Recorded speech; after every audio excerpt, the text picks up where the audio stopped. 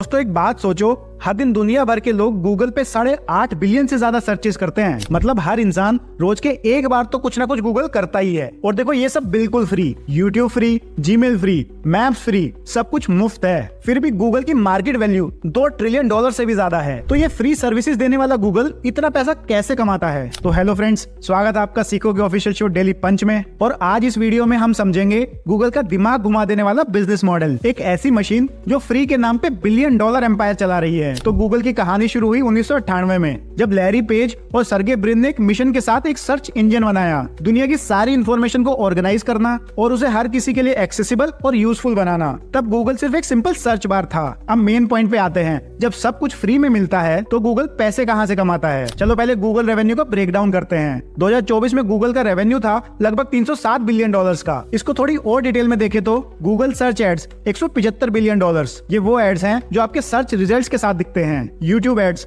$35 billion, ये YouTube videos के बीच के एड्स हैं। गूगल नेटवर्क एड्स $34 बिलियन, ये वो एड्स हैं जो गूगल के पार्टनर वेबसाइट्स पे दिखते हैं। गूगल क्लाउड $33 बिलियन, ये बिजनेसेस के लिए क्लाउड स्टोरेज और सर्विसेज है। और बाकी $30 बिलियन दूसरों से, जैसे pixel phones, laptops, play store etcetera. यानी गूगल का 85% से ज्यादा पैसा सिर्फ और सिर्फ एडवर्टीजमेंट से आता है। अब ये सवाल आता है, गूगल इतना कुछ फ्री में कैसे देता है? Gmail free, YouTube free, maps free, लेकिन असली बात क्या है? ये एक स्ट्रेटेजी है जिसको कहते हैं फ्रीमियम मॉडल। मतलब बेसिक सर्विसेज फ्री, लेकिन अगर प्रीमियम चाहिए तो पैसा दो। जैसे जीमेल फ्री है, लेकिन 15 GB स्टोरेज के बाद एक्स्ट्रा स्टोरेज के लिए पे करना पड़ता है। यूट्यूब पे वीडियोस फ्री में देखो, लेकिन एड्स हटाने के लिए यूट्यूब प्रीमियम लेना पड़ता है। पर यह भी सच है कि 95% लोग गूगल के फ्री सर्विसेज ही यूज करते हैं। तो फिर गूगल की असली कमाई का राज है डेटा कलेक्शन। गूगल का असली खेल है टारगेटेड एडवर्टाइजिंग। सोचो आपने गूगल पे रनिंग जूते सर्च किए, कुछ ही देर बाद आप यूट्यूब पे हो और आपको एक नाइकी का एड दिख रहा है, या आप किसी न्यूज वेबसाइट पे जाते हो, वहां भी आपको जूतों का बैनर मिलता है। ये सब होता है टारगेटेड एडवर्टाइजिंग के थ्रू, जिसमें गूगल आपके searches, YouTube history, location, gender,